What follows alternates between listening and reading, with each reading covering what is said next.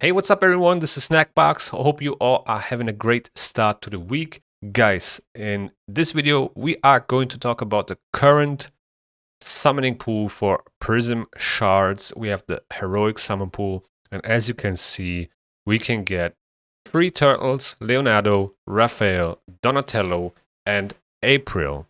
Those 4 champions are the headline champions. Actually, pretty cool, with one exception, I would say. And I don't know why this champion is in here. We just had a fusion for him. It was a very easy fusion, a fragment fusion, right? And yeah, so this is the one that I don't like to see in this Prism pool, but we're gonna get to that later. And then we have a few other legendary champions. Some of them are used to empower those turtles, I guess. Let me check real quick. So yeah, here we go. Corvus for April, Richthof for Mikey, Dracomorph for Donatello, Shuzan for Leo. Obviously, Shuzan is not in the pool. Kantra for Raphael, and Shredder is also not in the pool, so no Riho. So yeah, kind of a weird thing to do. Also, some of the other champions are not, used for the empowerment, but still, some of them do make sense. And then we have few epics in here that, some of them are okay, I guess, but most of them are actually not that useful. Actually, there are some Lady Mikage epics in here, so also not bad if you're still trying to get Lady Mikage. Maybe you can get lucky here and pull one of those epics that you need.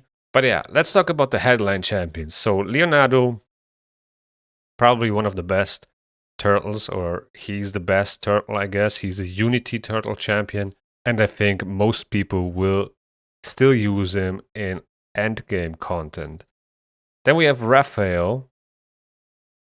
I haven't seen too much about him, but his kit seems pretty cool with a block revive on the A1, AoE attack on the A2, ignoring shield and block damage, and so on. So yeah, he's ignoring defense, a free hitter on the A3, and also has some form of survivability if he kills the enemy. So actually pretty cool as well. And then we have Donatello, which was the fusion, and April as well. So here's the thing now. Let's say if you are a high spender and you want to try to get those headline champions. Now, we had the fragment fusion for Donatello, so most players probably already have him. Realistically, only the other 3 champions would be interesting to get out of this summon pool, right? Now, if you get Leonardo or Raphael or even April, you might save a lot of resources because there might be some guaranteed events coming up, and with pulling them, you might be able to skip those unless you want to get dupe of them. But you don't really need a dupe because they don't empower themselves unless there's some crazy team comp where you can use 2. But in general, you kind of want to avoid to get a dupe from those champions, right? Now, the only turtle that is not in here is Michelangelo, and he was kind of the one that was totally guaranteed. A login champion, login 7 days, you get Michelangelo. That's why he's probably not in here. But at the same time, I don't understand why we have Donatello in here. So you could maybe make an argument that some people missed the fusion, and then here's a chance to get Donatello.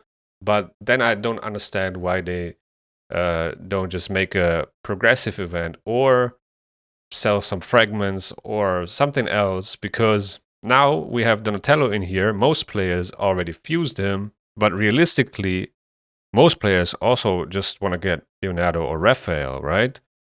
Or maybe even April. So now if you would buy Prism Shards, you might get unlucky and get a dupe Donatello. And I don't think there's any use for a dupe Donatello. You can't empower him with a dupe. And I don't know where I would use a dupe Donatello. So that's kind of a weird thing. Also, you have to keep in mind that there is a mercy system for Prism summons. So after 20 summons without a legendary, the chance increases per 4%. So in some way or another, this is also a guaranteed event, you could say, but it would be super expensive, right, to hit the 100% all the time, or hit all those headline champions, but once you pull them, they disappear, right? So you can only pull those headline champions once. Anyway, we have a Gear Ascension tournament as well, right? Where we can get this Prism shard here, this Prism summon. And I will actually farm Shogun for this, but what I'm trying to say is now this Prism summon will be accessible for almost everybody, and it would be super disappointing, at least in my opinion, if I would pull a dupe Donatello instead of one of the others, right? Because he just was a fragment fusion. So I don't really get that decision making. I feel like it's kind of just there to minimize the chance for us to get one of the other 3 champions, basically. But maybe I'm wrong, who knows? But that's just how it feels. Also, the fusion is coming to an end. I completed the fusion, got 100 fragments. I skipped the Summon Rush completely since I won the Champ Chase tournament that allowed me to skip the Summon Rush. We were able to skip 10 fragments in general, and I got another 10 fragments from the first place of the Champ Chase tournament, and that allowed me to skip the Summon Rush completely. And that was actually pretty clutch. I was able to save a lot of Sacred Shards. I got 9 Sacred Shards again. Didn't use any of them. Slowly I'm stacking up my shards again. And yeah, I think I'll be ready for the guaranteed events if there are any, but I'm pretty sure there will be some for Leonardo and Raphael at least. Also, there was an announcement on the official Raid Discord that the new version 1070 will be available later today for PC users. It's already available for Android, Aptoide, Samsung, and iOS devices. And that means there will be a few changes which are actually pretty interesting. So let's have a look at the update highlights. So we will get new relics from a Forge Pass, which look pretty promising. Some of them are actually pretty good. Also, the mythical ones, again, look very juicy. And yeah, there will be a Forge Pass for relics with another tier, right? So normally we had the gold tier for the Forge Passes. Now we will also have a platinum tier. So it will probably be a little bit more expensive than what a normal Forge Pass would cost.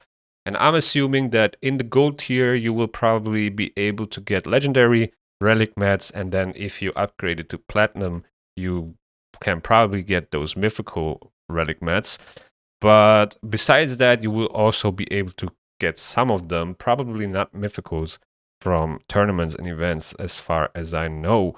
Don't know what type of events and tournaments, if they are going to give us a chance at mythical relic mats. It will probably be from Champ Chase tournaments or something similar. There will also be a quality of life change for mass summoning, so a lot of people that are opening a lot of Ancients, Voids, or Primal Shards will be able to feed rare champions now, which is very necessary, because if you open up a lot of shards that give you rare champions, you always had to manually feed them to be able to pull more shards and make space, so that's actually a pretty good change.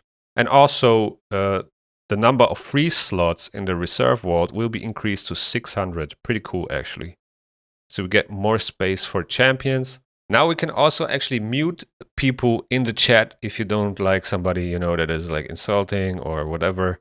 You can just mute that player, and you can still report him, but you can also just mute him if you don't want to see what that player is writing. Then basalt of various ranks will be added as a reward to certain stages in the Cursed City.